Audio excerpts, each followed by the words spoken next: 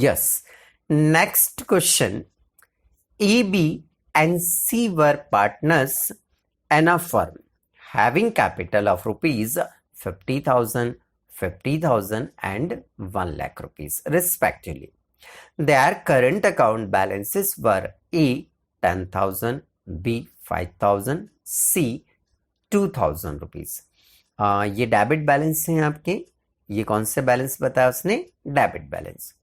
According to partnership deed, the partners were entitled to an interest on capital at the rate of 10% per annum. Capital पर 10% per annum आपको interest charge करना है. C, being the working partner, was also entitled to salary 12,000 per annum. C एक बहुत active partner है और उसको salary देनी है 12,000 पर annum. The profit were to be divided as. उसने प्रॉफिट जो अभी तक जितने भी क्वेश्चन हमने किए ना, उसमें प्रॉफिट को वन टाइम ही हम क्या कर देते हैं? डिवाइड कर देते हैं. यहाँ पर टोटल प्रॉफिट को 3 पार्ट में क्या करना है? डिवाइड करना है. टोटल प्रॉफिट को 3 पार्ट्स में क्या करना है? आपको डिवाइड करना है. तो फर्स्ट उसने बोला है कि the first 20,000 in proportion to their capital. मतलब हमें क्या करना पड़ेगा? पहले कैपिटल का रेशियो बनाना पड़ेगा. कैपिटल का क्या बनाना पड़ेगा? रेशियो बनाना पड़ेगा. तो कैपिटल का रेशियो कैसे बनेगा? कैपिटल को नोट डाउन कर लो. 50, 50 और 1 लाख. 50, 50 और 1 लाख. 50, 50, 1 लाख को आप कैंसिल कर लो तो 1, 1, 2 का क्या बन जाएगा? आपका रेशियो बन जाएगा. तो इस 20,000 को 1:2 के रेशियो में आपको क्या करना है? डिवाइड करना है. ध्यान रखिएगा, इस 20,000 को 1:2 के रेशियो में क्या करना है? आपको डिवाइड करना है. Next 30,000 in the ratio 5:3:2. फिर जो 30,000 है उसको 5:3:2 के रेशियो में डिवाइड करना है. अब हमने क्या करा? 20 और 30 को क्या कर दिया? डिवाइड कर दिया. अब जो प्रॉफिट रिमेनिंग बचेगा बिल्कुल रिमेनिंग रहेगा. तो जो रिमेनिंग प्रॉफिट होगा उसे हमें इक्वली क्या करना है? डिवाइड करना है. तो थर्ड पॉइंट हो गया कि remaining profit to be shared equally. Okay. The firm are net profit of rupees 1,72,000 before charging any of the above item. ठीक है, फर्म का जो प्रॉफिट है वो 1,72,000 है. Prepare profit and loss appropriation account and pass necessary journal entry for the appropriation of profit. आपको P&L appropriation account बनाना है. Then P&L appropriation बनाने के बाद appropriation के लिए आपको जनरल एंट्री भी करके बताना है. क्वेश्चन को रीड करने के बाद अब हमें इसका बनाना होगा profit and loss appropriation account. तो सबसे पहले हम ऊपर हेडिंग लिखेंगे profit and loss appropriation account. इसके हमेशा जो P&L एप्रोप्रिएशन अकाउंट होता है 2 साइड होते हैं, क्रेडिट और एक डेबिट होता है. डेबिट में पर्टिकुलर रुपीस, क्रेडिट में भी पर्टिकुलर और रुपीस. अब यदि हम profit and loss appropriation account की बात करें तो इस profit and loss appropriation account की जो स्टार्टिंग होती है वो हमेशा कहाँ से करते हैं? हम क्रेडिट साइड से करते हैं. प्रॉफिट एंड लॉस एप्रोप्रिएशन की स्टार्टिंग कहाँ से करते हैं? क्रेडिट साइड से करते हैं. यदि प्रॉफिट हो रहा है तो हम क्रेडिट साइड में लिखते हैं और लॉस हो रहा है तो स्टार्ट कहाँ से करते हैं? हम डेबिट साइड से करते हैं. अच्छा, ये जो प्रॉफिट है वो हम कहाँ से लेकर आते हैं? प्रॉफिट एंड लॉस अकाउंट से. तो ये हमने नोट किया by profit and loss account bracket में प्रॉफिट, जो कि क्वेश्चन में दिया है 1,72,000. ये तो हमने प्रॉफिट लिख दिया. अब प्रॉफिट लिखने के बाद इस P&L एप्रोप्रिएशन अकाउंट में पार्टनर से रिलेटेड जो एक्सपेंसेस होते हैं, और पार्टनर मीन्स मैं कहना चाहता हूं फर्म से रिलेटेड जो एक्सपेंसेस होते हैं, किससे रिलेटेड होते हैं? फर्म से रिलेटेड. वो तो हमने कहाँ लिख दिए? प्रॉफिट एंड लॉस अकाउंट में. इसमें लिखेंगे पार्टनर से रिलेटेड. तो सबसे पहले आता है हमारा interest on capital. Interest on capital जो हमें पार्टनर को देना है इसका हम पहले क्या कर लेंगे, कैलकुलेशन कर लेंगे। अच्छा, ये हमारा एक्सपेंसेस होता है, एक्सपेंसेस होता है इसलिए कहाँ लिखा, डेबिट में। तो ए का इंटरेस्ट आ रहा है 5000, बी का इंटरेस्ट आ रहा है हमारा 5000 और सी का जो इंटरेस्ट आ रहा है हमारा वो 10,000। 5,000, 5,000 और 10,000 टोटल मिलाकर कितना हुआ आपका 20,000। तो ये कंप्लीट हुआ हमारा इंटरेस्ट ऑन कैपिटल। अब इंटरेस्ट ऑन कैपिटल जो है वो हमने कैलकुलेट कैसे किया है, तो उसका हम वर्किंग नोट देख लेते हैं। ए की कैपिटल कितनी है हमारी, ए की कैपिटल कितनी है हमारी, ए की जो कैपिटल है वो है हमारी 50,000। ए की कैपिटल कितनी है हमारी 50,000। इस 50,000 का 10%, इस 50,000 का 10% हम निकालेंगे तो वो कितना आ जाएगा 5,000 रुपीज। ऐसे ही बी की कैपिटल की यदि हम बात करें तो बी की कैपिटल कितनी है हमारी 5,000 है, इस 50,000 है, इस 50,000 का भी हम कितना निकालेंगे 10% निकालेंगे। तो 10% बी का भी कितना आ जाएगा हमारा 5,000। 50,000 का 10% कितना होता है हमारा 5,000 होता है। ठीक है, इसी तरह से जो हमारा सी है, सी की कैपिटल कितनी है हमारी 1 लाख। 1 लाख का 10% कितना होता है हमारा 10,000। तो ये हमारे तीनों इंटरेस्ट आ गए। इन्हीं इंटरेस्ट को हमने उठाया और उठाकर यहां पर हमने क्या कर दिया, नोट कर दिया। ठीक है, तो ये कंप्लीट होता है हमारा इंटरेस्ट ऑन कैपिटल। अब इंटरेस्ट ऑन कैपिटल के बाद, इंटरेस्ट ऑन कैपिटल के बाद हम देखें क्वेश्चन में और क्या दिया हुआ उसने। तो इंटरेस्ट ऑन कैपिटल के बाद हम क्वेश्चन में रीड करें तो उसने हमें बताया हुआ है सैलरी टू सी। क्या देना है हमें, सी को सैलरी देना है, सी को सैलरी देना है। कितना है 12,000 रुपीज। सी को जो सैलरी देनी है वो कितनी है 12,000 रुपीज। क्वेश्चन में लिखा है, बस यहाँ नोट करना है आपको। तो ये सैलरी टू सी हो गया। ये आपका एक्सपेंसेस था तो आपने कहाँ लिख दिया, डेबिट साइड में।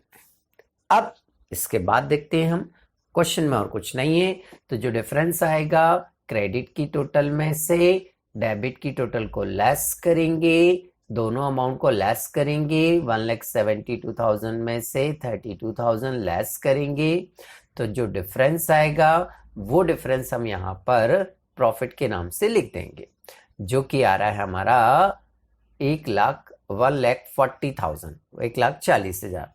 अब ये जो 1,40,000 है, इस 1,40,000 को हम, इस 1,40,000 को हम प्रॉफिट शेयरिंग के रेशियो में क्या करेंगे, डिस्ट्रीब्यूट कर देंगे। ठीक है, तो हमने क्या करा 1,72,000 में से ये दोनों वैल्यू जोड़कर लेस की तो 140 लग गया।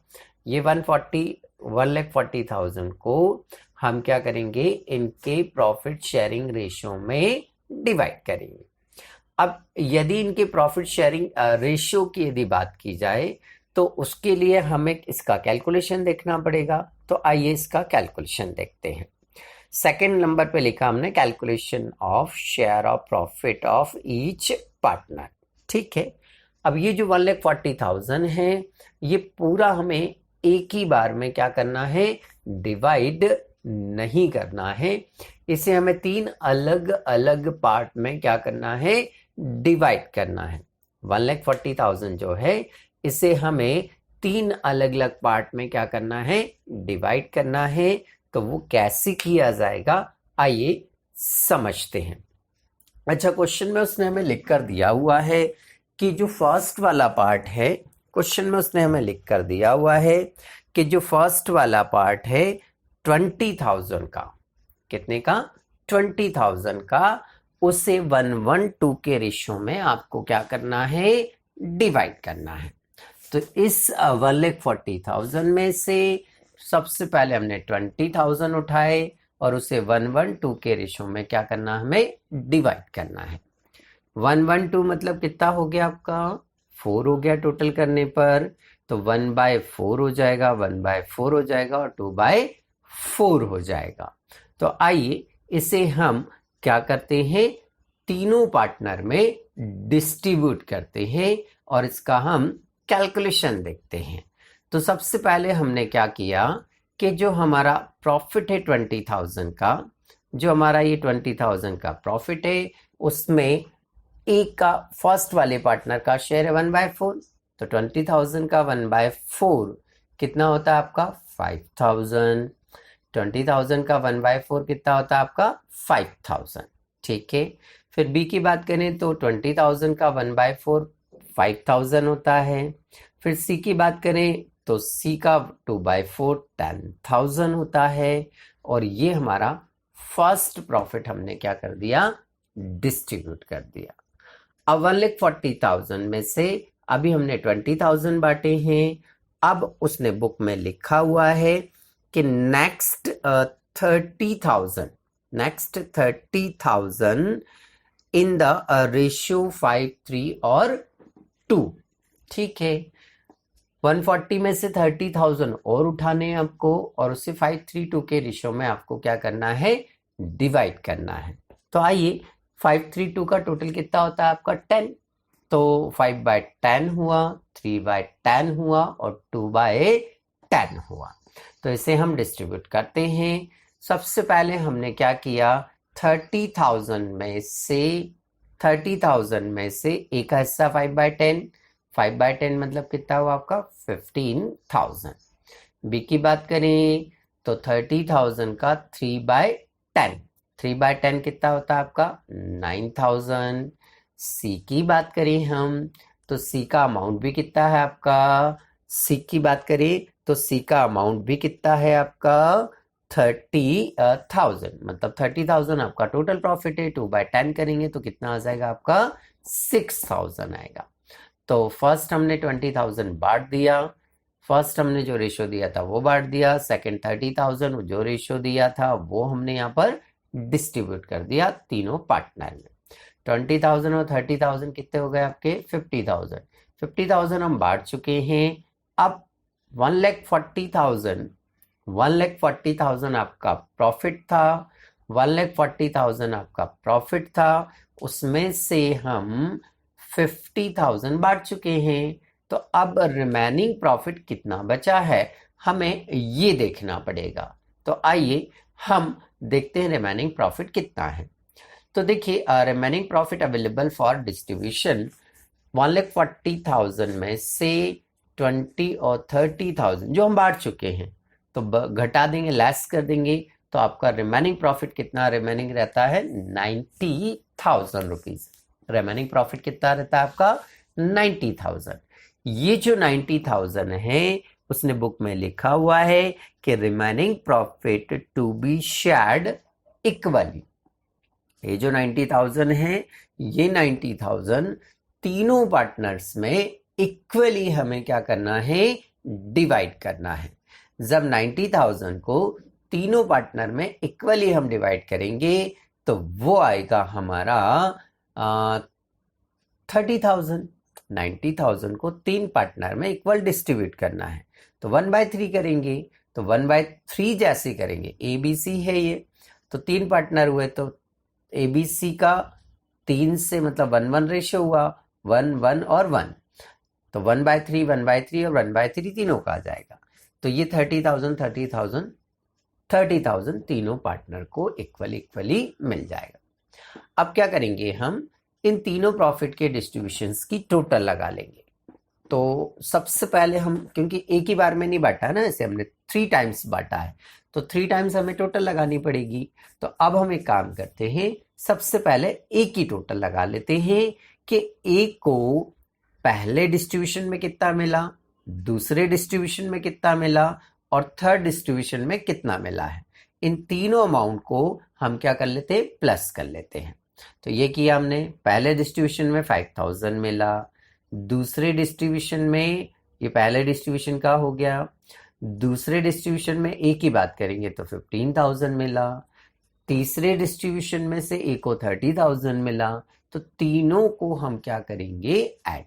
तो ए को मिलता है 50,000, ए को मिलता है कितना, 50,000 रुपीज। ठीक है, ये 50,000 हमने उठाया और यहाँ एज कैपिटल अकाउंट के नाम से क्या कर दिया, नोट कर दिया कि to profit transfer to A's capital account 50,000।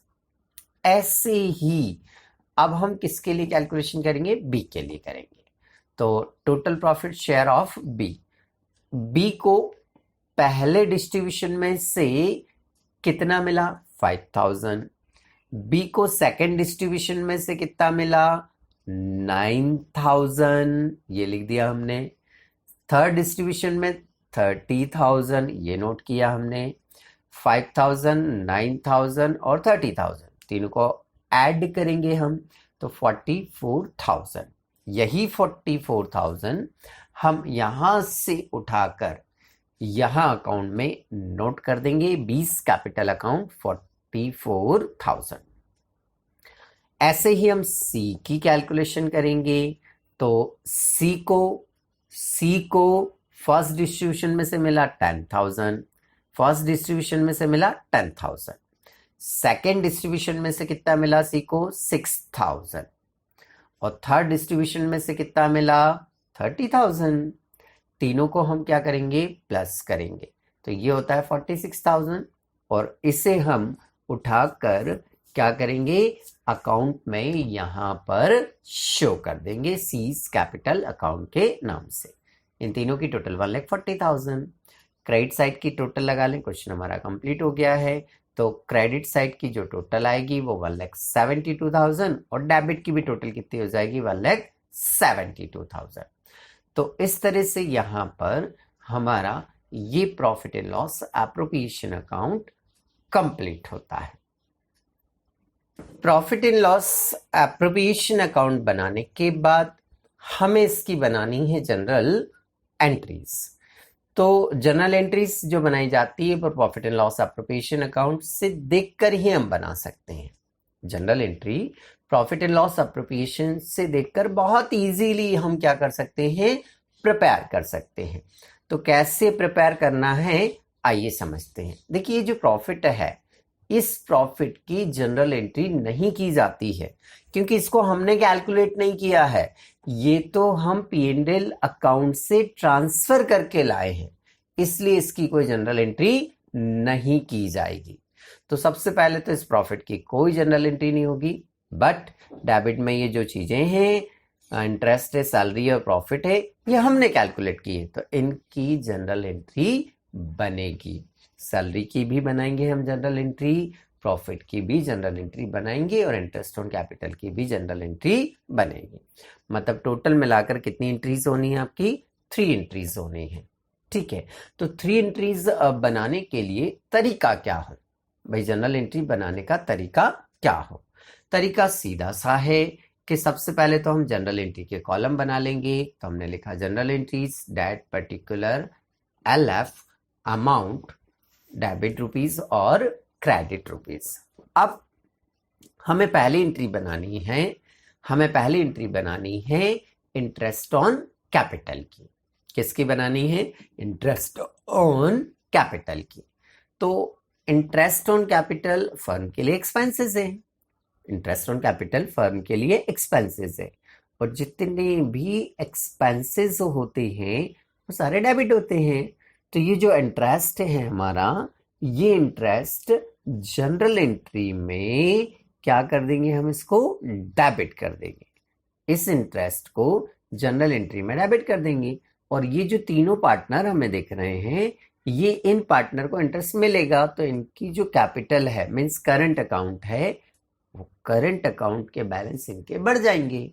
जब भी कैपिटल या करंट अकाउंट का बैलेंस बढ़ता है तो हम क्रेडिट कर देते हैं। मतलब क्या होगा, इंटरेस्ट हमारा डेबिट हो जाएगा और इनके करंट अकाउंट जो हैं वो क्रेडिट हो जाएंगे। इंटरेस्ट क्या हो जाएगा, हमारा डेबिट हो जाएगा, और तीनों के जो करंट अकाउंट हैं वो क्या हो जाएंगे, इंक्रीज हो जाएंगे, तो वो बढ़ जाएंगे। तो आइए इसकी जनरल एंट्री हम बनाते हैं। तो सबसे पहले हमने यहां पर लिखा कि यहां पर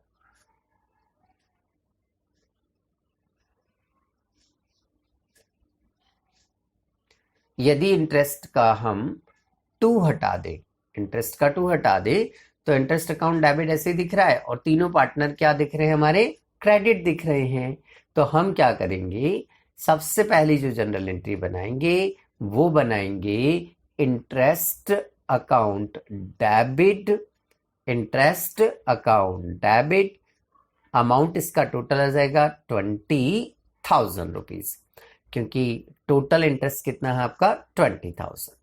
ठीक है, फिर 2 में क्या करेंगे हम, तो 2 में जो ए है वो क्रेडिट हो जाएगा, 2 में जो ए है वो ए भी क्या हो जाएगा, क्रेडिट हो जाएगा। तो 2A इज करंट अकाउंट, ए का अमाउंट चेक करो कितना है ऊपर, 5,000, तो ए का अमाउंट आ जाएगा 5,000।